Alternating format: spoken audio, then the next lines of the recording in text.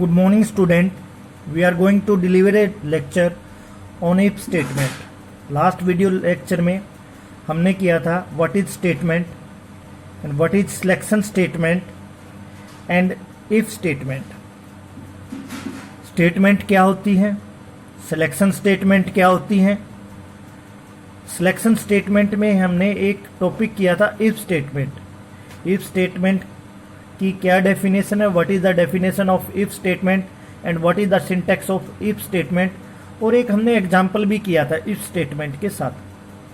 जैसे कोई hello number 10 से ज़्यादा डाले तो हेलो प्रिंट हो जाए और फिर नेक्स्ट लाइन पे चला जाए.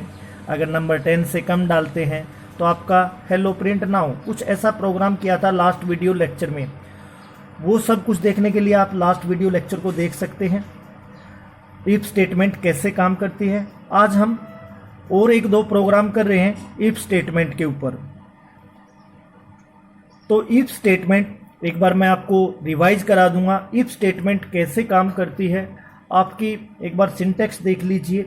फिर भी इफ टेस्ट एक्सप्रेशन, देखो यहां पर अगर टेक्स्ट, ये क्या है, बॉडी ऑफ इफ,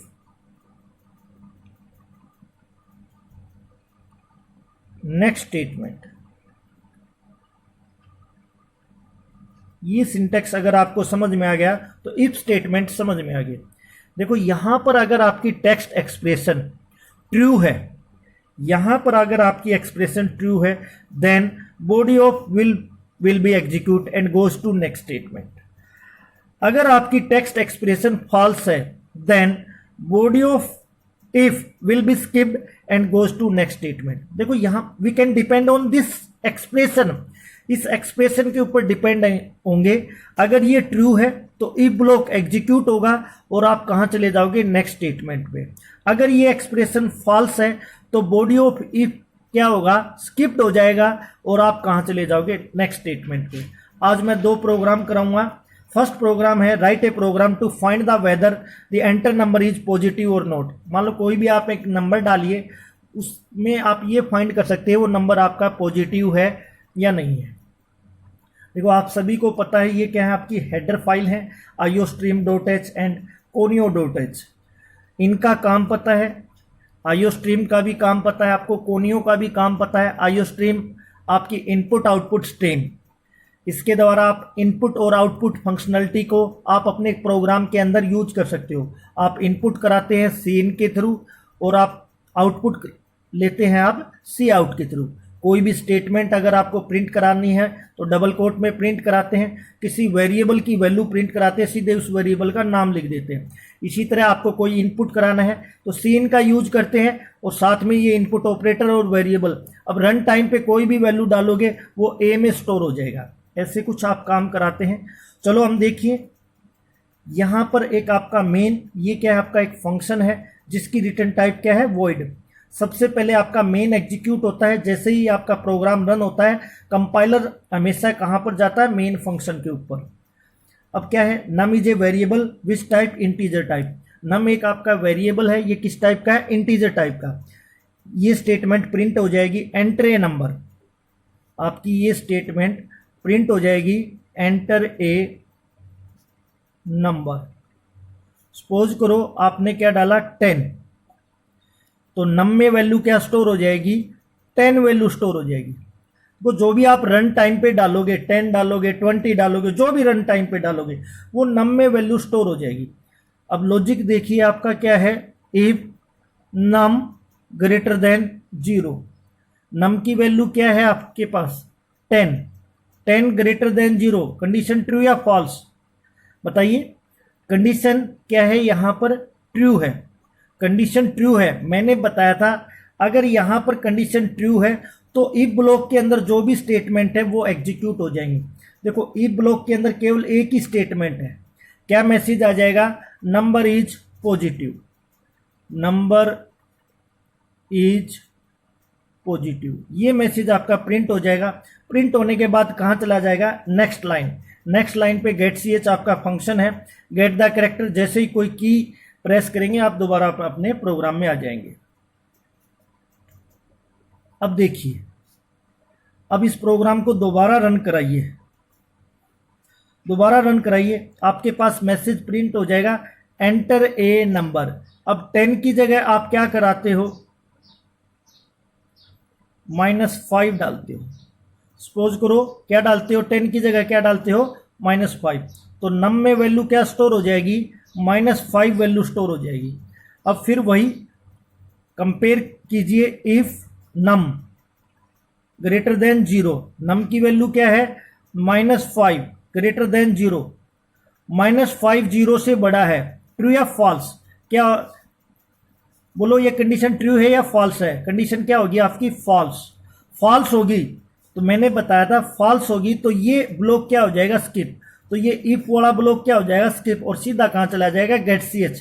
मतलब कुछ भी आपका प्रिंट नहीं होगा और आप क्या हो जाओगे, इससे बाहर हो जाएगा। इस तरह आप इफ स्टेटमेंट पे काम करते हैं।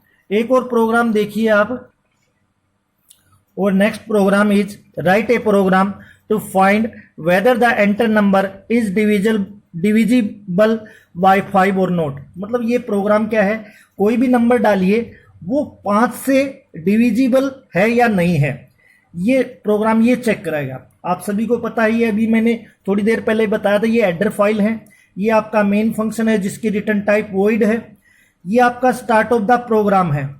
अब हमने देखो वहां पर वेरिएबल नम लिया था, यहां पर हमने नंबर ले लिया। कोई भी वेरिएबल ले सकते हैं, वेरिएबल का नाम कुछ भी हो सकता है, कीवर्ड को छोड़ के।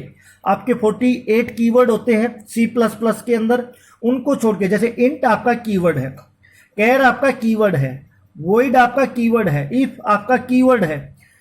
जैसे जैसे आप करते जाओगे आपको पता चलता जाएगा कीवर्ड क्या होते हैं। इन कीवर्ड को छोड़ के आप कोई भी नेम ले सकते हैं।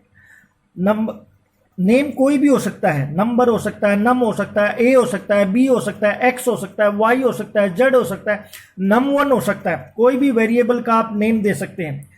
नंबर क्या है, number is a variable which type, integer type. देखो इसकी डाटा टाइप क्या है, इंटीजर।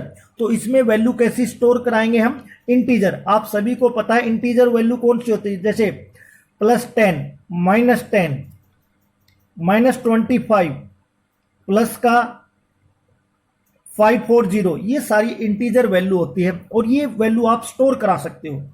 अब देखो आपके पास एक मैसेज प्रिंट हो जाएगा, enter the number, enter the number. Suppose करो आपने क्या डाला, 25, तो नंबर में क्या वैल्यू स्टोर हो जाएगी, 25।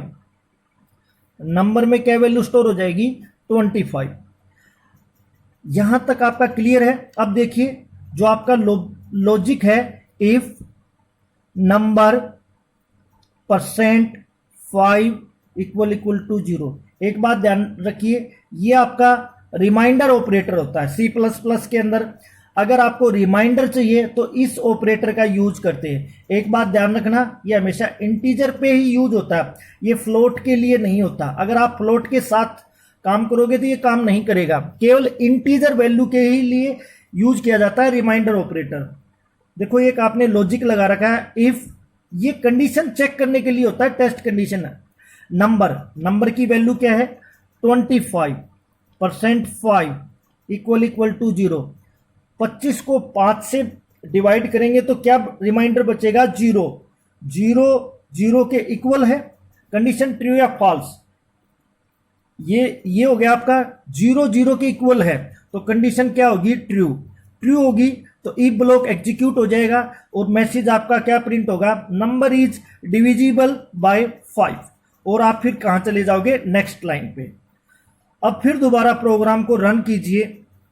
सपोज जैसे ही आप रन करोगे तो आपके पास मैसेज प्रिंट होगा, enter the number, enter the number. Suppose करो आपने क्या डाला, 12 डाला, तो नंबर में क्या वैल्यू स्टोर हो जाएगा, 12 स्टोर हो जाएगा।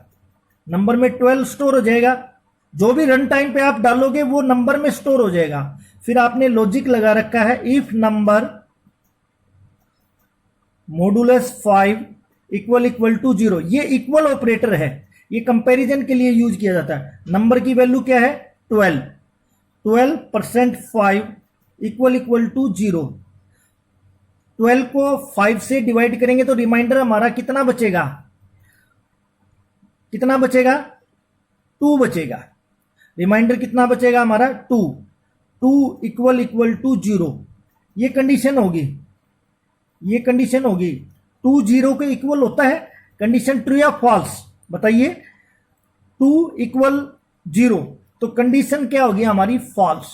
देखो यहां पर अगर एक्सप्रेशन फॉल्स है, यहां पर एक्सप्रेशन क्या होगी, फॉल्स, तो ये इफ ब्लॉक क्या हो जाएगा, स्किप, और आप कहां चले जाओगे, नेक्स्ट लाइन पे। नेक्स्ट लाइन पे क्या है आपका, गेट स्विच, तो आपका कोई भी मैसेज आपका प्रिंट नहीं आएगा, ब्लैंक स्क्रीन आ जाएगी।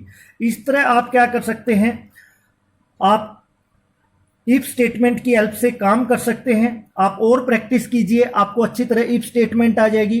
कल जो नेक्स्ट लेक्चर में हम करेंगे इफ एल्स स्टेटमेंट, थोड़ा उसको भी पढ़ना और घर पे प्रैक्टिस करना। जितना आप प्रैक्टिस करोगे आप उतना ही निखार आएगा। Thank you and have a nice day.